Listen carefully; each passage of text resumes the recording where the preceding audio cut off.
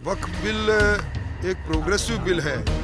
उस बिल को राजनीतिक चश्मे से देखकर यह समिति की जा रही है। वक्फ की ज़मीनों को जिस प्रकार लूटा गया, किसी से छुपा हुआ नहीं। और अब तो आपने देखा होगा कि हाँ, राजस्थान की राजधानी में भी अरबों रुपए की ज़मीनों के साथ कांग्रेस के शासनकाल में लूट की छूट दी गई। अब ये सारी चीज़ इस दायरे में आएगी, इसीलिए समिति की बात। देखिए, जब जब भी कांग्रेस के नेताओं की करतूतें सामने आती है, नेशनल हेराल्ड के बहाने से जिस प्रकार की लूट उन्होंने की है, रॉबर्ट वढेरा ने राजस्थान को जिस प्रकार लूटा है, सबके सामने है। और मैं समझता हूँ खिसियानी बिल्ली खंबा नोचे, उस तर्ज पर कांग्रेस के प्रदर्शन। राठौड़ साहब, क्या वक्फ बिल के हालात के बाद जो हालात बन रहे हैं उसको भी लोकतंत्र और असहमति का एक उदाहरण माना जा सकता है? देखिए, वक्फ बिल एक प्रोग्रेसिव बिल है।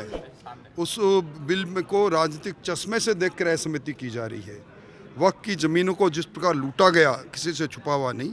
और अब तो आपने देखा होगा कि हाँ, राजस्थान की राजधानी में भी अरबों रुपए की ज़मीनों के साथ कांग्रेस के शासनकाल में लूट की छूट दी गई। अब ये सारी चीज़ इस दायरे में आएगी, इसीलिए समिति की बात है। इस बिल पर विधायिका और न्यायपालिका में टकराव की स्थितियां तो नहीं बन रही? मैं नहीं समझता कि टकराव की बात है। न्यायपालिका ने संज्ञान लिया है और सरकार अपना पक्ष रख रही है। इसमें कोई टकराव की बात नहीं। न्यायपालिका का समीक्षा करने का अधिकार संवैधानिक अधिकार है, समीक्षा करें। लेकिन कहा जा रहा है कि अब न्यायपालिका ही सारी चीज तय करेगी। राज्यपाल का अधिकार 3 महीने में बिल दो, राष्ट्रपति पॉकेट। देखिए, ये पहली बार, ये निर्णय पहली बार सुने हैं। राज्यपाल और राष्ट्रपति के जो आर्टिकल 200 के अंदर जो अधिकार है, जिसके अंदर वो किसी बिल को लंबित रख सकते हैं, पर कितने काल के लिए रखे ये कहीं स्पष्ट नहीं। पहली बार न्यायपालिका ने उस समय सीमा के बारे में बात की है।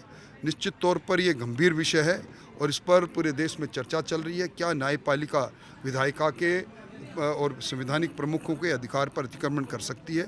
ये एक यक्ष प्रश्न है जिस पर चर्चा चल रही है। देश के पूर्व प्रधानमंत्री चंद्रशेखर जी अरे यार, कहाँ से राजनीति में आजाद शत्रु थे।